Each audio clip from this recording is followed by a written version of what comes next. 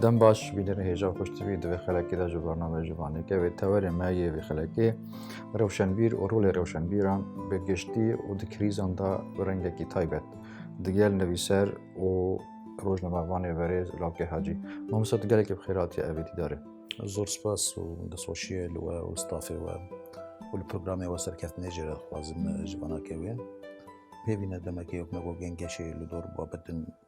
تایبت که و چه برهف گیری مامسا اگر ام دست بکی بحثی روشنبیریتی بگن آنگو پیناسکی تا پیناسکی و آن تگهشنا تا بو مثلا روشنبیریتی چیه؟ او براستی یعنی جواکی و سرانسری جهانی نفهمو ملتان ده پیناسیا روشنبیری هاتیه دیار کردن نای تخصص تیو شروع گمارو بیجه لی وقو نمونه مرو بار به پیوک کرد بیجه روشنبیریت اواد آستکی تیگهشتنی برفره بیسینوره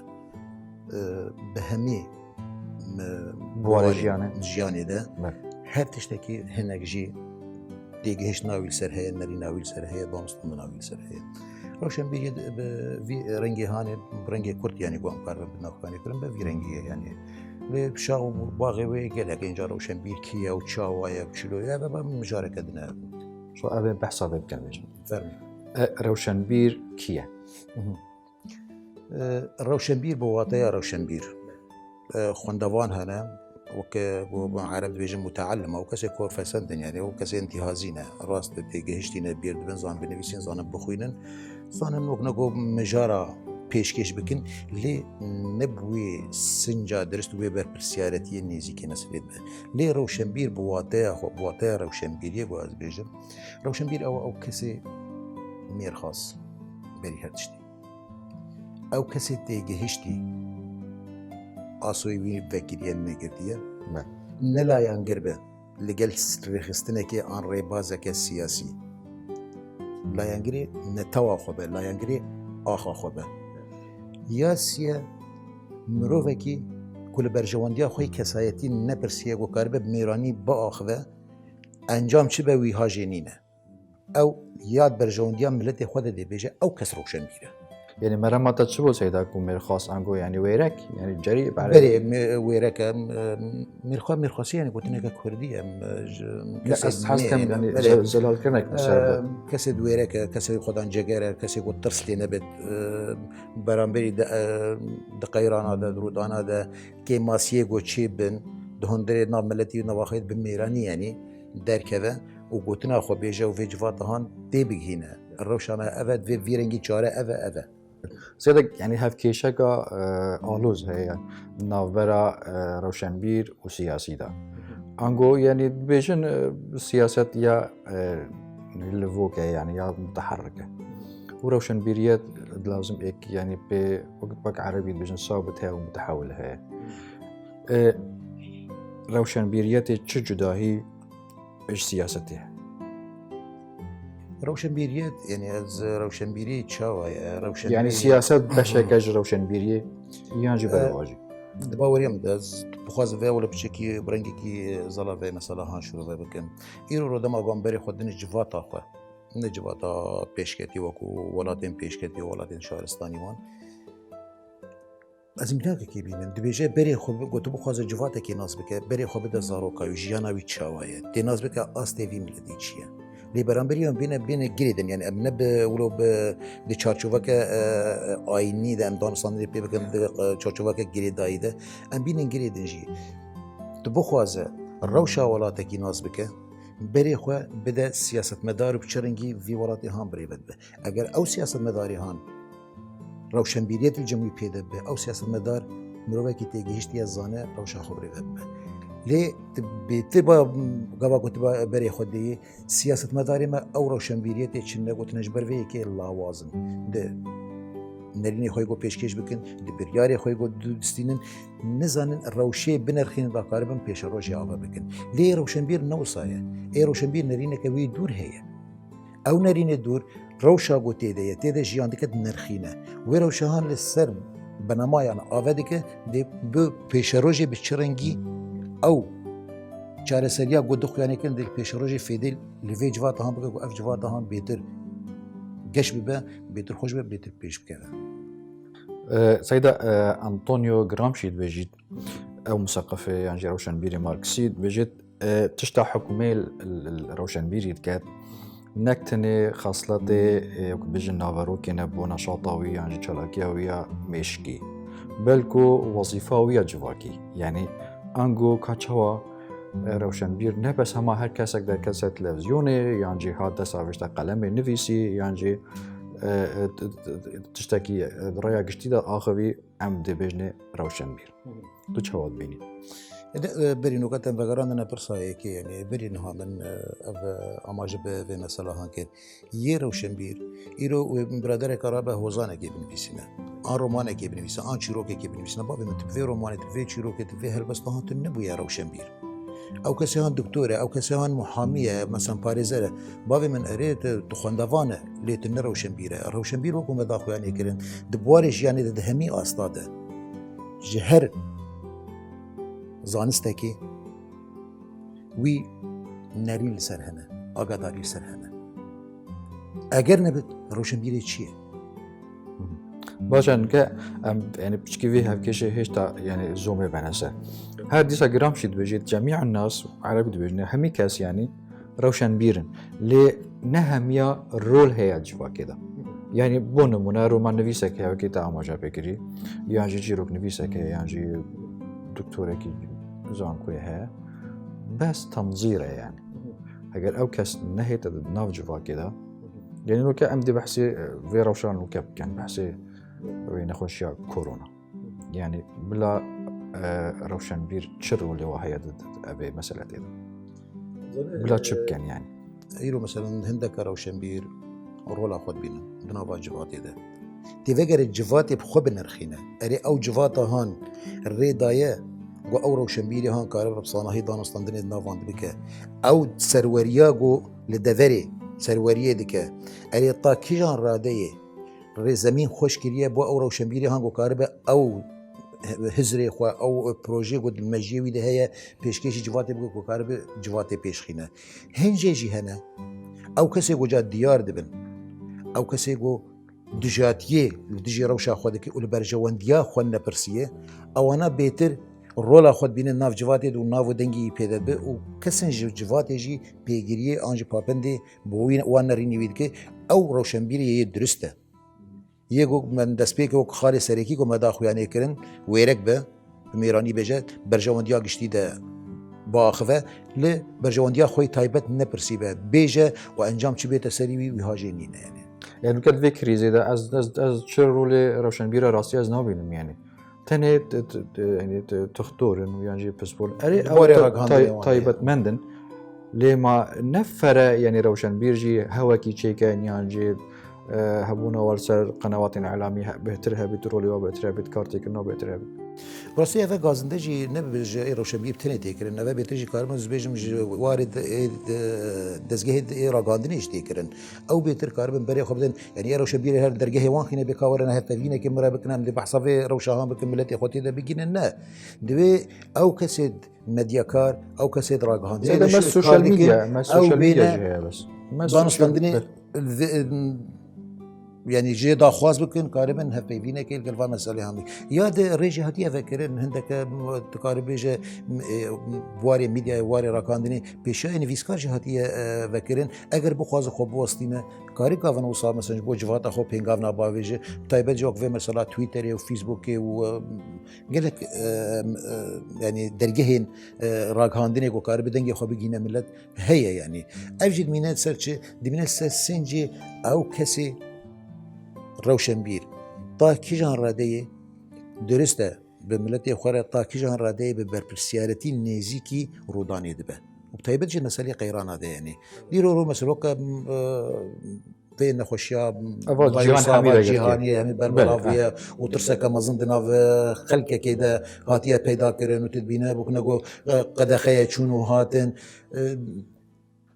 يعني إشانة كجلكي مزن بو خلكي شيء جريء. نيفا خلكي ما تقريبا أم شين بيجن نيفا خلكي ما خاص كردي ما يعني شل كي بارجة بدنا يعني نيفا كوا بنابرن يعني الخيبة جهاد جين يعني الجهة نخوشن شل أوروبا شل يعني دافري رول وسنجا روشن بيرانو كا چند یا پێتیڤە بێتە پێش. براستی یعنی روشنبیر یجیز دەست پێ کرد دەبێت ماڵا خۆ دەست پێ بکە ji mala xwe dest pê bike wan millet hişyar bike sîstema ewa got ji gewremendiya tenduristî an jî em bêjin ji Wezareta Siha an jî Wezareta Tenduristî got derkeve pêgiriyê pê bike bes xaleke giring et dixwazim li vir bêjim yanî bo vê meselehan çi nexweşî got berbelav yê rewşenbîr berî her tiştî divê têgihiştinekê di nav millet ji wê nexweşiyê netirse ji ber got tirs ew e sêr bê nexweşiyê got bandorê kesayetiya mirovî bike ji ber vê yekê divê nexweşiya korona îroro berbelav bike dirist e meha ji xwe hebe paqijî be xwe parastin be lê mirov netirse ji ber got tirs kortîzolê bilind dike ew kortîzol dijberiya beramberî vayrosa li cem mirovî kêm dike bêtir ew vayrosa han dê bandorê kesayetiya mirov bike سيدة ماركس بيجيت فيلسوفة حتى نوكا حتى يعني بيجن هش أبا بس عالم يعني جيان شروع كرنا تفسير كرنا لي نجو هارتنا وجا دم هاتيه بهتا جو هارتن عنگو اركي كي مثلا جو هارتن ما نه اركي روشن بيرايا ببلايكي وەکو پرایەکێ بێژم یعنی من گوتە ڕەوشنبیر ئەوە یەکۆ جواتێ دوگوهرە ئەو خدانێ نەرینن پێشە ڕۆژی ئەو نێکۆ دەمێ قەیرانە دە ئان دوێ چارچوبا بۆ ئەو تێدە ژیانێ دکە ئەوە یەکۆ پرۆژە داتینە و چارەسەر یاد بینە لێ ئەvە تەنێژی مرۆڤ بێژە سەر ملێ ئێ ڕەوشنبیر و ئەو بتەنێ گونەهکار و بەرپرسیار بەرێ مژارە هەندە ئەو ژی نابە ji ber ev civat divê yani yekekî pêşxîne û xelekeke girêdayî ye ji millet bigire ji rewşenbîr bigire û jê got serweriyê û vî welatê han birêv be yek zemînê bo êdî xweş bike got karibin bi hevdûr wê gava got ewa got tu tê de difikire got îro bi wexta guherînê wek got markez dayê xuyanê kirin got bête kirin eger îro çiqase ê rewşenbîr bank e û çareseriya bide xuyanê kirin eger civata dermandorî bî eger guh li axaftinavî nekir lê ew civatê çawa pêşkeve çendîn ew hikûmet biryara derxîne û biçesbîne nave millet de û millet papendiyê pê neke tu çawa çî bide lê xelekeke hemî hevdûve girêdayî divê yek alîkar be bo êdin da em karibin vê civata han got bête got يعني هم ظلمكي روشنبير كان اختيام دويجن ev bêguman yani min mesela ne yani mijar ne girêdayî bûtenê ve mesela xelekeke girêdayî yani civateke ew ji nava vê civatê de keseke ji vê civatê ye rast e ew neweke civatê mijûl dibe neweke civatê hêz be serê xwe nav civatê derxistiye lê civateke jî mayet serî wî de mişit xwe ji vê civata han azad bike ve ew civat jî divê alîkar belgel ê rewşenbîr dehê caran yani em babetan çi belavok bin çi roşnama bin çi mesela weka hevpeyvîneke wek vê bin dehê caran tu nerîna dixuyanê kirin wekû tu newalekê û emretê din newaleke diye bavê min tiştekî guhdarî kire bixwaze tu mifayê jê bibîne wî tiştê han tî ji dev xwe biçesbîne got harîkar be gel wî biraderê got gihîştiye nerînekê ê ev tiştê han jî nizanim yani civata me yani ne mesela Kürt tenê civata me rojhilatan navî bigiştî û bêxem e yani mirovekî xemsar e yani hajma mesalê babetê dosa giring nîne yani çawa geşbêdana mirov çawa mirov ave bike ew mirovê gotiyo ave bike li ser çi bena mayê di biçerengî di rewşa niho de dê karê xwe û xebata xwe bike vê civata han pêşxîne û biçerengî dê bandora xwe li pêşerojê jî bike got pêşerojê de pêşerojeke dirist ya mirovatî got pêşiya dide سيدة يعني شواد بيجن روشنبير غازندج روشنبير تيتاكن راستي بيجن دائما يجب هم دما روشنبير يه نخبوية يعني وكي نخبة خواده أو ديتكت ده نوكا بشكل غازندج جواك جيكر جواك جي همان دم دا يعني وقت تشتك تشيد بيت روشنبير نابينيت يجي روشنبير تنه يتصاو معه خواده رنشتيه زانه yani ev pirsan rewşenbîr ji deverekê heye deverekê cuda ye ji rewşekê heye rewşekê cuda ye ji peywendî dan û standin ji welatekî an ji milletekî heya milletekî cuda ye yani îro ran bêne ser rewşa xwe em dê behsa rewşenbîrê Kurd rewşa Kurd baxivin ایرو مرسلا روشنبیریا می کردی اری باشه دست پیک ام بپرسن آیا ما روشنبیر بواته روشنبیر ناف کرده هيا آن نه هيا گویم گازنیج روشنبیر بکن وکو پسن یعنی وکو صفت مخابن يعني معنی نه روشن باوریان میده ممکن که وکن که مداری اسلاندیه اگر هبجی او بشه دوام ایگو تداخل يعني کرن نهات یا دیار و رولا خوش ندیتیه اوج بو چیه ایرو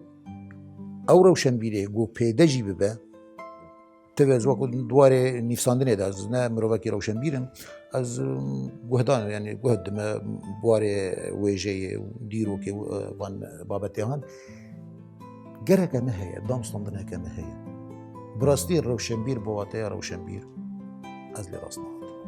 معنی نه وکو نه کرد نینه ما روشنبیر و گازنی نکه اگر هیجی او کسی گو رولا خو ندیتیه او گازنده جی ودگره بوکی ودگره او کسی گو خود بینه بر پرسیار بر وی ملتی هانده و دخوازه وی ملتی هان بگینه بردیلاوه کی آشتیه ام بگینه سروریه که بوی آوه بکن مخابن راستی جز بجمع مخابن بهتر برجواندی خوی کسایتی دا کتی برجواندی خوی پارتی دا کتیه چاوا ایرو رو رودانه که چی بید و رودانه ها ده چاوا بو برجواندی خوی دسپیک یا خوی کسایتی دوده یا خوی پارتی دی آج ملجنینه بفیرنگی هان نولات آفد بن نملت پیش دکه و نه کریزی چاره دبه کریزی چاره نابد و د پیشروجه ده دبه گو یعنی د دمک دمکی ده اوکی گو عربی فتره که مؤقت ده پیچک مفاهبه آنج مثلا سرکفتن نداشتن دستی خوابینه لی دو ماهی کاوی بر بکورتیه دهش بر گوته مروی کرت آوه نکریه در رینه دا روشنبیری خو گو رولا خوب درستایی ببینن آنج او روشنبیری وندا ده وی هل بجیره بینه و تر ری زمین جیره خوش بکه گو کارب رولا خوب ببینه و کردایتی که به هستی کردایتی گو آخه خوب بیده گریدان وی مروی هان آوه بکه بومه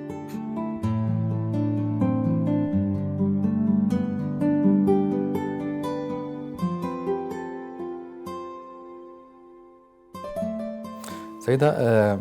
اگر ام براوردیه کی چیکن یعنی بینه هفره ایک ام گوته بحث روشنبیر جهانی چی کرد و بحث اروپی کرد اگر ام بیشن یعنی چه خاصلت تنجی چه صفت هیا یا روشنبیر کرد دیگر روشنبیر دیتنیر جهانی یعنی بچه یعنی وقت بیشن بچه اشتراک بن نیزی که هفت بن هفبشت بن و بچه جدانه اختلافت بن باورم یعنی به خالاهان بر تکلیک بر فرت خواستن و اما کملت کرد ببورینه یعنی حیام وکن نرین یعنی تشتگاه مثل دواره قناتک تلویزیونی دن ببینن آجید روزنامه کدن بخوینن یا آجید وان دزگهین این جواکیه و گوهاتنه بالاف کنن ریاواره و او تکلیا بود بیجی وصا رو وان کسر نکردی اگه مکاری بن و نرینا گوت بخوازه آب درستایی هم بدن خویانه کردن لی روشنبیرین کرد لقال وقتا گوت براوردیه لقال روشنبیرین اوروپیان بکر جداهیه کلی کی مازن هی البرگو افجی فتگاره چه فتگاره جینگاه گوتی دجیان دکه او پرورده گل سر خودی بویه البرگو کلی که جداهیت نابینا او جینگه او پرورده و کسی مثلا ولات شهرستانی هم بیشتر کو مثلا اروپیان جام دولتین پیشکتی و دولتین زلهیز نه کوی کسایتی و روشنبیری گود نو جواته که خزان ده به نوینا جواته که نزان ده به بلنگاز به تبیج نبیج آستی مجیون جوان فرده یعنی تو توصا یعنی دیار که روشنبیرن الروج آواجی یعنی کن چونکه آست آزادی بلنده و خدمت گزاری بلنده و یعنی حریت بهتره لویره جهه نویسه و گنگشه و مناقشه بهتره تو یعنی تو وصلت بيجي بيتر يا روشنبير رولا خود بينا الويدا فري لي افجي فدگره او مجي و آستي و روشنبيريه و آزادياوي د دانستاندنا د دگل رودانا د دگل قيرانا د نوك نرينا ایمی گل روجلاتا ناوین و تایبت جمعو کردی یعنی جبر گم مجی یعنی آستی تیگهشنی جدای جهدو راسته امجی بابتی في قیران هان ام پیشکش دکن و دنا خویانی کرن و اوجه هر وصا مثلا في قیران هان دنا خوی او تشتكي هفبش هفبش ويامت كده هفبش ياما د پیشکش کرنا اوی قیرانی ده او چاره سریاویه لی هر یک تا کیجان رادیه به چرنگی دانستاندنی الگلوی دیگه و هر یک مجیوی چند فراتره گوکاره به وی قیرانه هان هم بیز بکه چاره سریه جره ببینه دباوری آمده یین روجرات یین روج آوایی نوکه دبرا روجلاتی نه یا روج آوا بیتر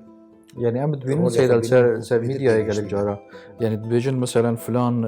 اكتري يعني فلان ستران بيجن نافدار يعني وحتى ياري كريت بابي يه دست پیش خریه گریه مثلا يعني کجمکی پاره خواه یه ترخان کری بور بریبونا کورونای بونمونه مثلا و تنه بس هم کرد تمام من هیویا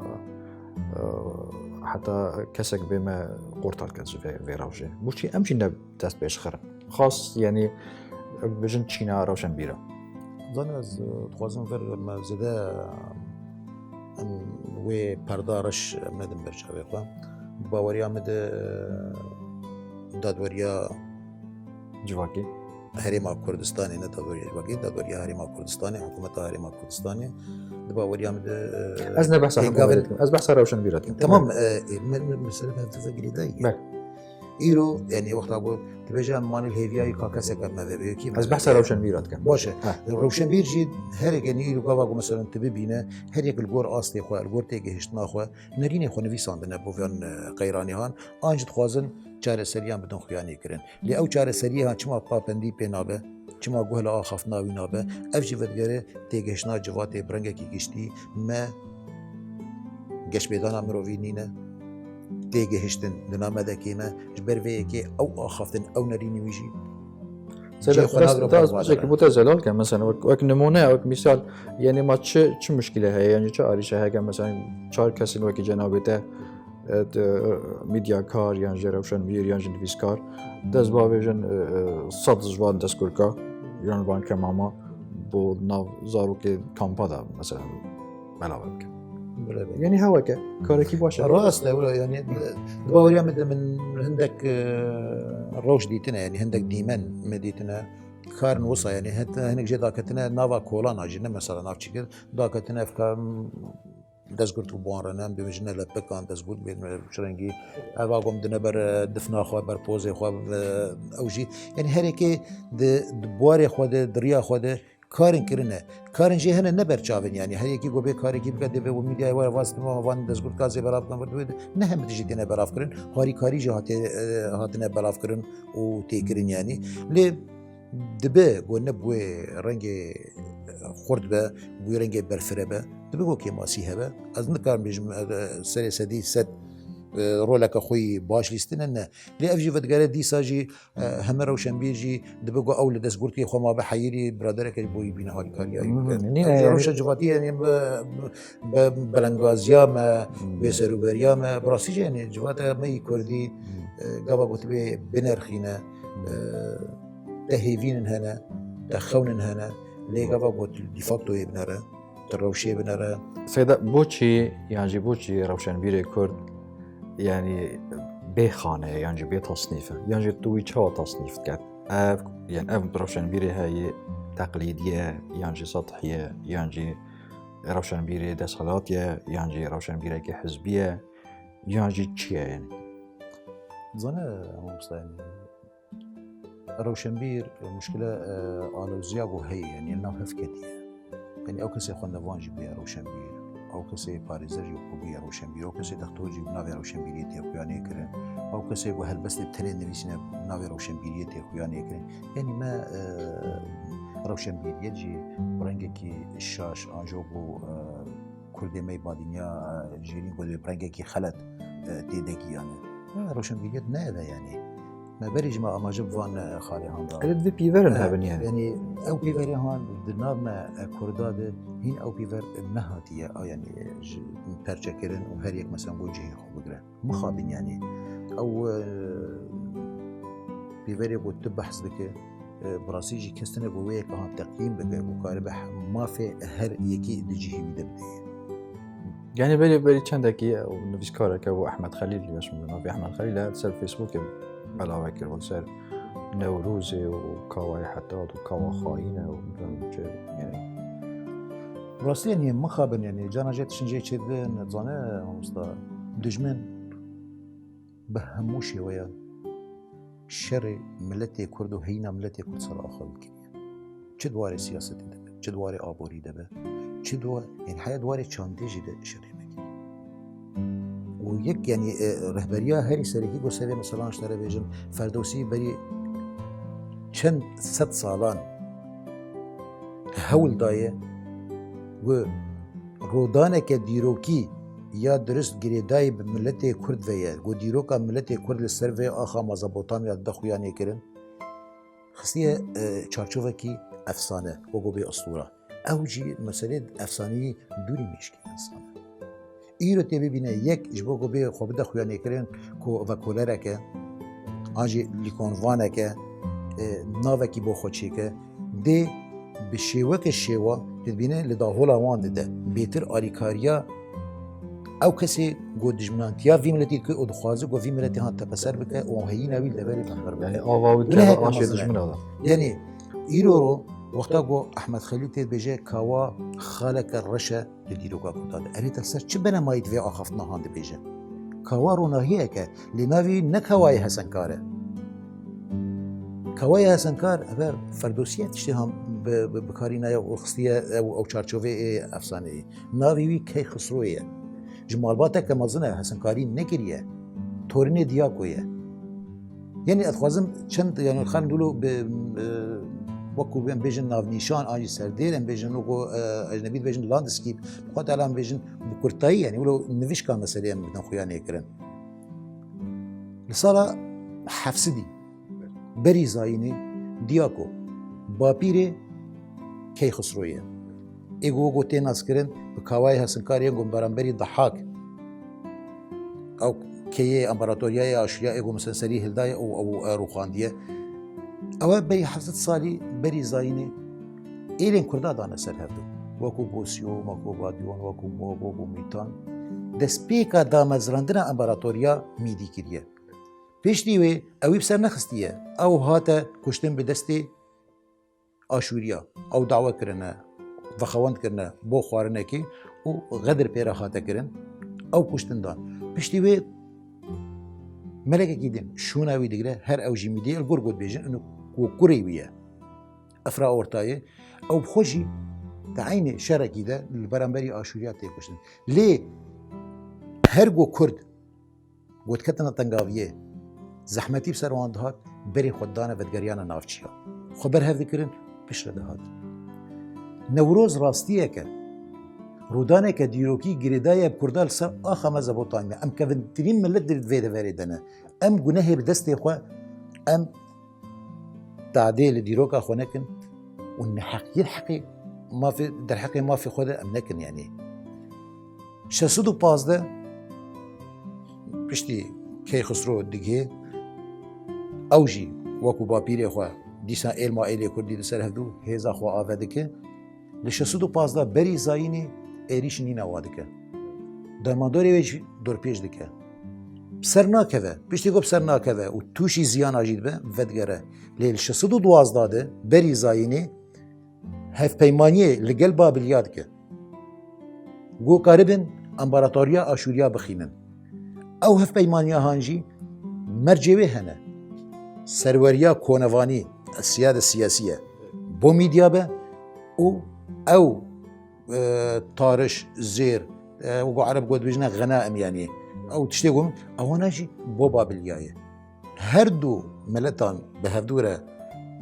دزدانه هفدو یکی دیگ چه کنه و برانبری اوه کهان درکتنه لی دما گوته گود بجه از دهاک استیاکه دناف برا یعنی کی خسرو د 612 ده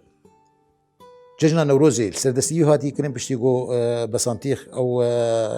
کیه آشوریا وجدوری او تدی رو خواندن دادوریای رو خواندن و رویا دوره حرانی 612 هاده کریم 27 ساله جیان دیگه کی خسرو پشتی وی وفات که استیاک پشتی وی دل 505 ده چه علاقت یعنی چه پیوندی دنابرا نوروزی ججنا نوروزی و مجارا استیاک آنجی از دهاک دهیه سید اف مجال بچکی یعنی وقت بيدفيد احتمالا چند خلکک بید بین و یعنی مناگر من دمی گلک زیدن همایه دو ماهی پرسیار از جنابته که بو چی یعنی بردوام علاقة روشنبير دسهلاتي و بيونديا دائما بويا تبعيات يعني روشنبير مثلا كولونيال يا الجول ده هو لوان ده همي قواي بويا باشگوي يعني يا روشنبير بيا باشگوي سياساتي يعني دسهلاتي بوتشي يعني باوريا من او كسي يقول بي باشجو انجي دبي بيشت ملحق يعني انجي طابع دبي داهولوان انجي دبي او كسي يقول بروبوكندا بو بي دسهلاتا هان ديكو او دسهلاتا هان نبوي رنگي قوتي خواستن دبرجوانديا سروريا اوفي اخي دبي برجوانديا افي ملتي دبي باوريا من او كسي هان نروشن بيره كسكي خوندوانه ام عرب دبيجنا انتهازي ام بزماني خوي كردي دبيجنا كورفسن لي الروشنبير او كسي ايغو هردم لبرامبري او دا صلاتا جو هي يا قلنا حقيه قال في اخي وقال ملدتك او روشنبير باور نكا جو تجارا روشنبير مروفكي سرب خويا روشنبير تجاري برجواندي خوي كسايتي نبرسي اگر از بواتايا وروشنبير دبيجن از وید بیجم لی اوی گو تبحث دکه دباوریا مده او کسید خوندوانن یکو فیر بونه او جزانن چند گوت ناب بنویسینن و مینن لاهوری خنا دست قطانه بو اوی دست حالاتا گو هیه او جبو برجواندی خوی تایبت اویجی او جو وکاوی سیاست مداری هن ویهاج ایشا ملتنه ویهاج پیش کتنا دوریتنه بوی نخمه بله ما مستعم سپاسیاتت کن که تو وی خلکی بشدار بولگرمه و ام تا میوان کرن مالا خدا زور سپاس بوده میوان عزیزه میوان هیجانه سپاس بوه و بو پروگرامی و هیوی داره سرکفتنی بوه بینرین هجا ام وی آوی هاتن دوم هایکا وی خلکی حتی امو خینو برنامه که بیتر بمین انشاءالله بختار